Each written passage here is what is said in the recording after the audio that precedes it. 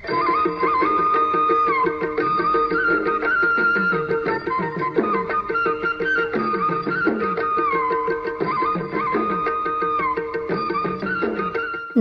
సాయం. అనగనగా ఒక ఊళ్ళో ఒక బీద బ్రాహ్మడు ఉండేవాడు. ఆయన ప్రతిరోజు పక్కనున్న పట్టణానికి యాయవారం ఎత్తుకోవటానికి పోతూ ఉండేవాడు. రోజు పొద్దున్నే వెడుతూ ఉండేటప్పుడు దారిలో మన బ్రాహ్మడికి ఒక నక్క కనిపిస్తూ ఉండేది. బ్రాహ్మడు ఆ నక్కను కూర్చోబెట్టి, ఈవేళ మంగళవారం, దశమి తిథి, శతభిష నక్షత్రం, పగలు వర్జ్యం లేదు అని పంచాంగం తీసి నక్కకి చెప్పి మరీ పోతూ ఉండేవాడు. ఓ పిచ్చి బ్రాహ్మడా, నాకు పంచాంగం ఎందుకు? నేను నీకేమన్నా ఇచ్చేదాన్నా చేసేదాన్నా? అయినా నా రాజకార్యాలన్నీ చెడిపోతున్నాయి కనుకనా అని అంటూ వింటూ ఉండేది నక్క. నక్కబావా, నక్కబావా, నువ్వు నాకేమీ ఇవ్వనక్కరలేదు, నీ దయ నా మీద ఉంటే చాలు అని వెళ్ళిపోతూ ఉండేవాడు బ్రాహ్మడు. ఇలా రోజు నక్కకి పంచాంగం చెప్పందే వెళ్ళేవాడు కాదు. బ్రాహ్మణ్ణి చూసినప్పుడల్లా ఈయనకేమీ సాయం చేయలేకపోతున్నామే అని బాధపడుతూ ఉండేది నక్క. ఇలాగా చాలా రోజులు గడిచిపోయాయి. ఆ పట్టణాన్ని అశక్త భూపాలుడనే మహారాజు పాలిస్తూ ఉండేవాడు.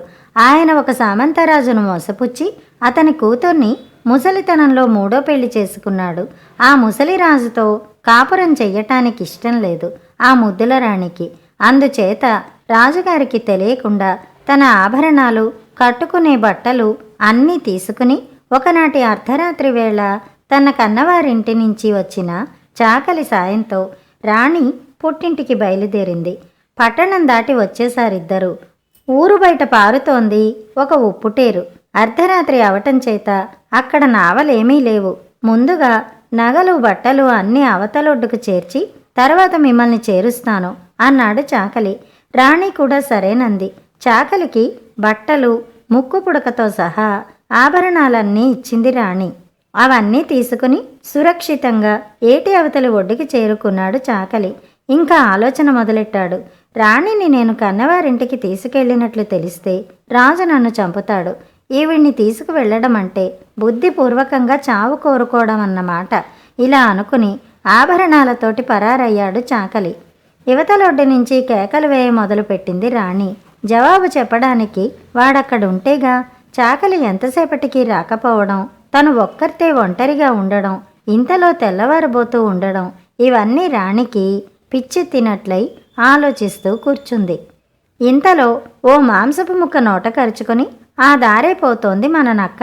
తిన్నగా రాణి ఉన్న రేవు దగ్గరకొచ్చేసరికి ఏటిలో ఓ చేప ఎగరడం చూసింది నక్క. వెంటనే తన నోట్లో ఉన్న మాంసపు ముక్క ఒడ్డున పారేసి ఏట్లో ఉన్న చేప కోసరం ఉరికింది. నక్క ఉరికేసరికి ఏట్లో చేప కాస్త దాటిపోయింది. ఒడ్డున ఉన్న మాంసపు ముక్క ఒక డేగ తన్నుకుపోయింది. నక్క ఇటు చేపకు అటు ముక్కకు రెంటికి చెడి తెల్లబోయి నుంచింది ఒడ్డున. నక్క స్థితి అంతా చూసి పక్కున నవ్వింది మన పడుచురాణి. నవ్వడమే కాకుండా పరిహాసం కూడా ఆడింది. దాంతో నక్కకు ఎక్కడలేని కోపం వచ్చింది. ఓసి పిచ్చిదానా, ముందు నీ గతి చూసుకో. ఇటు పుట్టింటికి చెడ్డావు, అటు మెట్టినింటికి చెడ్డావు. నాకేం, కాసేపు పొలాల్లోకి వెళ్ళానంటే అన్నీ మాంసపు ముక్కలే అని సమాధానం ఇచ్చింది నక్క. నక్క సమాధానం వినేసరికి రాణికి మరీ కంగారెత్తింది. నా కథ నీకెట్లా తెలుసు? నీ కథే కాదు, నీ అటు 3 తరాలు ఇటు 3 తరాలు ఏకరో పెడతాను, కావలిస్తే విను అంది నక్క. ఇక రాణికి మతి లేక నక్కని బ్రతిమాలుకోవడం మొదలుపెట్టింది తనకి గండం తప్పించమని. నక్క కాసేపు ఆలోచించి నాకు సాయం చేయాలి, అది చేస్తానంటే చెప్తానంది. ఓ దానికే, నాకీ గండం తప్పించావంటే నీకు వంటి నిండా ముత్యాలు రత్నాలు కురిపించేస్తాను అన్నది రాణి. అప్పుడు ఉపాయశాలి అయిన ఆ నక్క ఈ విధంగా ఆలోచన చెప్పింది. నువ్వు ఏట్లో దిగి కూర్చుని జుట్టు ముడివిప్పి విరబోసుకో, పిచ్చి పిచ్చిగా కేకలు వేస్తూ ఉండు.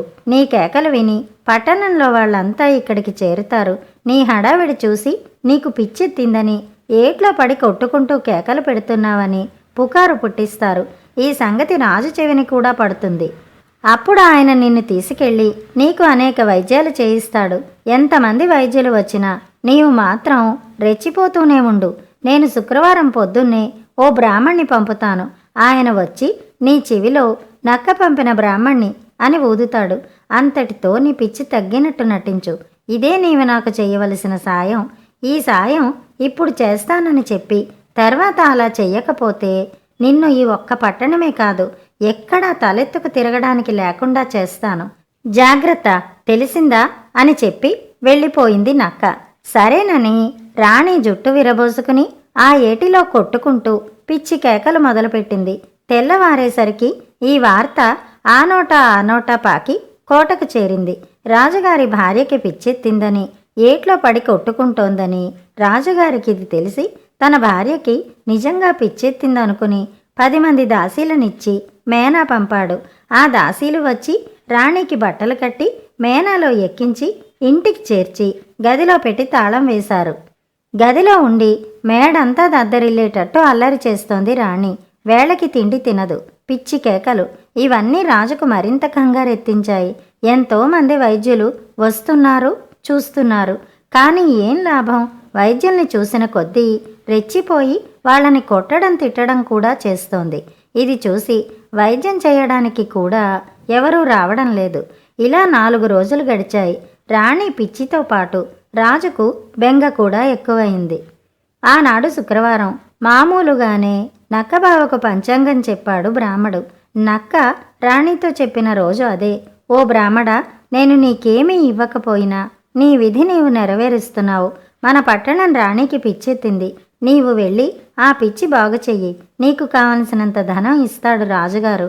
దాంతో నీ దరిద్రం తీరిపోతుంది అని చెప్పింది నక్క. ఆ మాట వినగానే ఆ పిరికి బ్రాహ్మడొక్కసారి ఉలిక్కిపడి, నాకేం మంత్రాలొచ్చా తంత్రాలొచ్చా? పైగా ఆ పిచ్చిది ఏ లెంపకాయన్నా కొట్టిందంటే నా పెళ్ళాం బిడ్డలకు నేను దూరం అయిపోతాను. నాకెందుకు? నా దారిని నన్ను పోనివ్వు అన్నాడు బ్రాహ్మడు. నీకు మంత్రాలేవి రానక్కర్లేదు. రాణి దగ్గరికి వెళ్ళి ఆవిడ చెవిలో నక్క పంపిన బ్రాహ్మణ్ణి అని చెప్పు. దాంతో పిచ్చి ఎగిరిపోతుంది అని చెప్పింది నక్క. నక్క మాట ప్రకారం కోటగుమ్మం దగ్గరికి వెళ్ళాడు బ్రాహ్మడు. లోపలికెళ్ళడానికి బంట్రోతులు అటకాయించారు. నేను వైద్యం చేస్తాను. రాణిగారి పిచ్చి నేను కుదర్చకపోతే నన్ను మారుపేరు పెట్టి పిలవండి అని దబాయించి మరీ వెళ్ళాడు లోపలికి. తిన్నగా రాజుగారి దర్శనం చేసి వైద్యం చేయడానికి అనుమతి ఇవ్వవలసిందని కోరాడు. ఏ పుట్టలో ఏ పాముందో అనుకుని రాజు ఒప్పుకున్నాడు. మన బ్రాహ్మడు రాణి ఉన్న గది దగ్గరికెళ్ళి చూసి కావలసిన ఏర్పాటులన్నీ చేయించుకున్నాడు. రాణి తన మీద పడి కొట్టకుండా ముందుగా గొలుసు వేయించి కట్టించేశాడు బ్రాహ్మడు.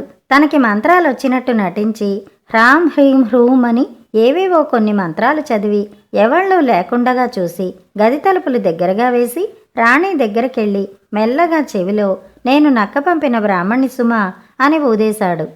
వెంటనే రాణి తన పిచ్చకేకలు, పిచ్చి పనులు అన్నీ మానుకుంది. ఈ సంగతి విన్న రాజుగారు ఎంతో ఆశ్చర్యపోయారు. ఆ మర్నాడు పెద్ద సభ ఏర్పాటు చేయించి ఎంతోమంది వైద్యులు కుదర్చలేకపోయిన పిచ్చిని బ్రాహ్మడు కుదిర్చినందుకు రాజుగారు అతన్ని ఎంతో గౌరవించి ఎన్నో ముత్యాలు, రత్నాలు, కెంపులు, భూములు ఇచ్చి సత్కరించాడు. వాటితో మన బ్రాహ్మడి దరిద్రం రెక్కలు వచ్చిన పిట్టలాగా ఎగిరిపోయింది.